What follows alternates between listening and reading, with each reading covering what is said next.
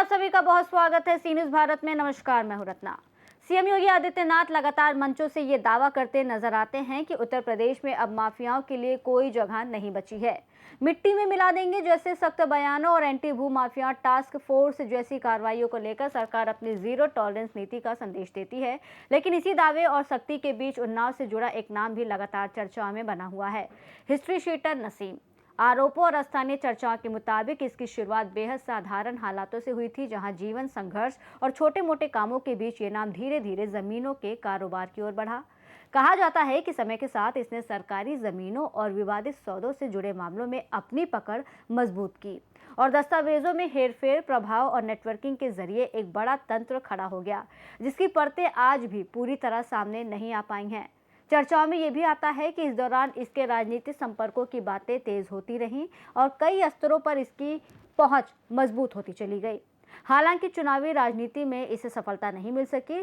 इसके बावजूद इसका नाम स्थानीय फाइलों, शिकायतों और प्रशासनिक जांचों में कहीं ना कहीं दर्ज होता रहा। साल 2023 में इस मामले ने बड़ा मोड़ लिया जब पुलिस कार्रवाई, कुर्की और करोड़ों की संपत्तियों की जांच की खबरें सामने आई, जिससे ये मामला और अधिक गंभीर चर्चा में आ गया। हालांकि कार्रवाई के बाद भी ये सवाल लगातार उठता रहा कि क्या ये पूरी तरह एक संगठित नेटवर्क के अंत की शुरुआत थी या फिर अभी भी इसके पीछे की कई परतें सामने आनी बाकी हैं। एक तरफ सरकार माफियाओं के खिलाफ कड़े कदम और सख्त संदेश देने की बात करती है, वहीं दूसरी तरफ ये मामला उन सवालों को भी जन्म देता है जो सिस्टम की कार्यशैली और कार्रवाई की गहराई पर चर्चा को और तेज कर देते हैं। यही वजह है कि ये कहानी सिर्फ एक व्यक्ति की नहीं बल्कि उस पूरे तंत्र की बहस बन जाती है, जिसमें ताकत, जमीन, कानून और कार्रवाई सब एक दूसरे के सामने खड़े नजर आते हैं। फिलहाल इस विषय में हमारी टीम ने संवाददाता प्रिंस से खास बातचीत की। मैम, उन्नाव से प्रिंस ठाकुर और सुष्पेंद्र सिंह की रिपोर्ट है। और मैं आपको जानकारी बता दूं, जैसा कि डॉक्टर नसीम के ऊपर गुंडा एक्ट, एचएस, भूमाफिया जैसी कार्रवाई हो चुकी है और ये कानपुर का व्यक्ति रहने वाला जो कि उन्नाव के गंगा घाट थाना जाजमू में जितनी भी सरकारी संपत्ति है, लगभग 4000 संपत्तियों का डाटा इसने बेच डाला है, जमीन बेच डाली है। जी। 2023 में हुई कुर्की कार्यवाही के तहत कितनी संपत्तियां जो हैं, अभी आपने 4000 के लगभग बताया है, तो कितनी संपत्तियां हैं जो कार्यवाही के घेरे में आ रही हैं?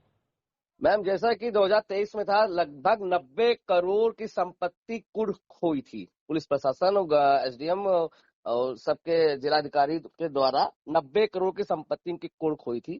सवाल यहाँ पर ये होता है, डॉक्टर नसीम का घर जो कुर्क हुआ था, जिसमें सरकारी ताला लगा हुआ था, आज उसी घर में वो व्यक्ति रह रहा है। बोर्ड हटा दिए गए हैं, सील गायब हो गई है, सिर्फ सरकारी ताला लगा हुआ है। तो सरकारी ताला लगने के बाद वो घर को उपयोग कैसे कर रहा है? सबसे बड़ा सवाल यहाँ पर अधिकारियों के लिए भी पैदा होता है कि उस घर में ताला लगने के बाद भी वो व्यक्ति वहां कैसे रह रहा है। जी। क्या ये मामला एंटी भूमाफिया टास्क फोर्स की किसी विशेष जांच का हिस्सा था? जी, एक्चुअली क्या मैम, ये हमारे यहाँ उन्नाव जो है कानपुर लखनऊ के बीच में बसा हुआ है और यहाँ पर इंडस्ट्रीज एरिया उन्नाव से कानपुर बहुत नजदीक है। तो इन्होंने जो 4000 भूमि लगभग सरकारी बेच डाली डॉक्टर नसीम ने, इसमें जो बस्ती इन्होंने लगभग 500-600 मकान बनवा डाले हैं। सूत्र हमारे बताते हैं कि ये जो मकान वहां लोग रह रहे हैं उनकी भी जनगणना होनी चाहिए, उनका भी सत्यापन होना चाहिए, क्या वो हमारे देश के नागरिक हैं, तो हमारे देश के हित के लोग वहां उसने बस्ती बसाई है। सूत्र हमारे बताते हैं कि इसके पीछे, इसके पहले जो है दीपक भूकर जी के पहले सिद्धार्थ मीणा कप्तान साहब थे, एक टीम गठित की गई थी, जिसपे टीम पे ये फीडबैक आ रहा था कि इनके फीडबैक जो है पड़ोसी देश से भी मिलते जुलते हैं, लेकिन किसी कारणवश कोई बढ़िया आईएएस आईपीएस अधिकारी अच्छा कार्य करता है तो उसका कहीं ना कहीं ट्रांसफर हो जाता है या पॉलिटिकल दबाव आने लगते हैं अधिकारियों के ऊपर भी। इसीलिए इतना घोटाला करने के बाद भी सिर्फ कुछ समय के लिए जेल गया और जेल से जमानत छूटने के बाद आज ये बाहर राजाओं वाली जिंदगी जी रहा है। आरोपों के अनुसार जिन जमीन सौदों की बात की जा रही है, उनकी जांच किस स्तर पर पहुंची है? मैम, यहाँ पर सिर्फ खाना पूर्ति हो रही है। मैंने कहा यहाँ पर बराबर जांच होना चाहिए, मकान पर जांच होना चाहिए कि सरकारी ताला लगने के बाद भी सरकारी कि कोई वैल्यूएशन क्यों नहीं हो रही, जो बस्ती में लोग वहां रह रहे हैं उनके लोगों की भी जांच होनी चाहिए। और वहां पर सर्वे चल रहा है अभी, तो वहां पर रजिस्ट्रियां कैसे हो रही हैं, जमीन कैसे बिक रही हैं। ये बहुत बड़ा एक सिंडिकेट है जहां पर योगी बाबा जी कहते हैं एंटी भू माफिया का सफाया साफ कर देंगे, लेकिन उन्नाव में ये साबित नहीं हो रहा है। यहाँ पर समझिए छोटा मिनी अतीक अहमद पैदा हो गया, डॉक्टर नसीम के नाम से जाना जाता है। क्या जांच में किसी राजनीतिक या प्रशासनिक संरक्षण की बात भी सामने आ रही है? जी बिल्कुल, बिना राजनीति के इतना बड़ा सिंडिकेट जब 90-90 करोड़ का कुर्की हो रहा है, तो आप उसका अंदाजा लगा सकते हैं उसके पास कितनी अपार संपत्ति होगी।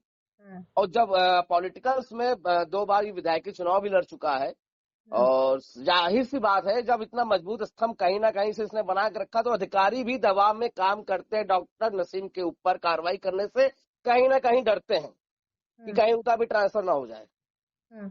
जी, क्या सभी संपत्तियों की वैधता और दस्तावेजों की पूरी तरह से फॉरेंसिक जांच की गई है?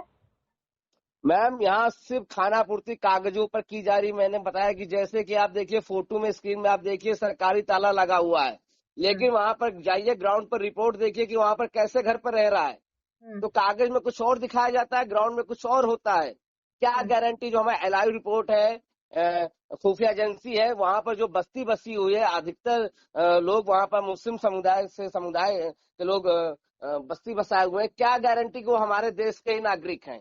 क्या उनके सत्यापन किया गया? आधार कार्डों का सत्यापन किया गया? तो कागज कार्रवाई कुछ और बताती है, ग्राउंड रिपोर्ट कुछ और बताती है। तो मैं उन्नाव के अधिकारियों से और योगी बाबा जी से बस इतना आग्रह करना चाहता हूँ कि डॉक्टर नसीम का पूरा डाटा, इनका मोबाइल चेक किया जाए, इनके अकाउंट चेक किए जाए, इनका बैकग्राउंड चेक किया जाए। और आज भी आगे कार्रवाई करने पर बैठ जाएगी सरकार या अधिकारी, बहुत कुछ मिलेगा। अब तक इस मामले में कितने लोगों से पूछताछ की गई है और क्या किसी की गिरफ्तारी भी हुई है? मैम इसके पहले गिरफ्तारी हुई थी, जिसमें कि इनको जिला बदर किया गया था 6 महीने के लिए, और 6 महीने के बाद जिला बदर करने के बाद ये गैंगस्टर भी लगा था इनके ऊपर, एचएस भी लग चुका है, सारी कार्रवाई हो चुकी है। पर इतनी सब कार्रवाई होने के बाद भी धंधा आज जोरों पर ये आज भी कर रहा है, कटरी में जमीनें आज भी बेच रहा है। जी, क्या ये मामला अभी भी सक्रिय जांच में है या इसे बंद कर दिया गया है? बस कार्रवाई हवा हवाई चलती रहती। गंगा घाट थाने क्षेत्र का जाजमऊ का मामला है, खानापूर्ति दिखाया जाता है, लेकिन रियल में कार्य कोई भी नहीं होते हैं। कहीं ना कहीं इन लोगों के अंदर भय है, चाहे वो डीएम हो, एसडीएम हो, लेखपाल हो, कानूनगो हो, कहीं ना कहीं भय लगता है कि मेरा ट्रांसफर हो जाएगा या मुझे पॉलिटिकल्स का दबाव होता है। क्योंकि आज के युग में कहीं ना कहीं अधिकारी भी पॉलिटिकल्स दबाव में कार्य करते हैं। सरकार का दावा है कि माफिया नेटवर्क खत्म हो चुके हैं। इस मामले को आप कैसे देखते हैं? मैम ये तो मैं सरकार से कहना चाहता हूँ कि उन्नाव आइए, कटरी क्षेत्र गंगा के किनारे जितने भी हैं आप आइए, देखिए आगे कि कहाँ ये दावे सही साबित हो रहे हैं। यहाँ तो पूरा का पूरा कटरी बिक रहा है, गंगा की रेतें बिक रही हैं, सब कुछ बिक रहा है। तो हवा हवाई बातें हो रही हैं। यहाँ पर कुछ भी ऐसा नहीं है उन्नाव में। यहाँ पर 6 सीटें हैं, 6 की 6 भाजपा की सीटें हैं, एक सांसद है वो भी भाजपा का है। जो भ्रष्टाचार उन्नाव में जमीनों में हो रहा है, प्लॉटिंग में हो रहा है, वो शायद उत्तर प्रदेश में कहीं भी नहीं होता होगा। 90 करोड़ की संपत्ति की बात बताई आपने, तो क्या आगे और संपत्तियां या नेटवर्क से जुड़े खुलासे होने की संभावना है? जी जी, एकदम सही। अगर सरकार और अधिकारी जांच करें तो बहुत कुछ मिलेगा। हवाला का भी काम, जो सूत्र हमारे बताते हैं, हवाला का भी कार्य करते हैं ये।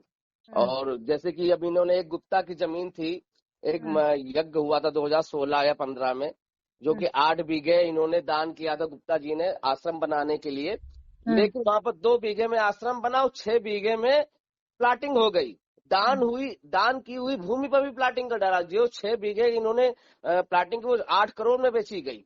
तो जब ये नागा बाबा साधु को बेचा गया, दान दिया गया था, तो सोचिए जब ये श्री राम वाली जमीन भूमि को नहीं रखते हैं, वो भी बेच खाए, तो सोचिए कितना भ्रष्टाचार यहाँ हो रहा है।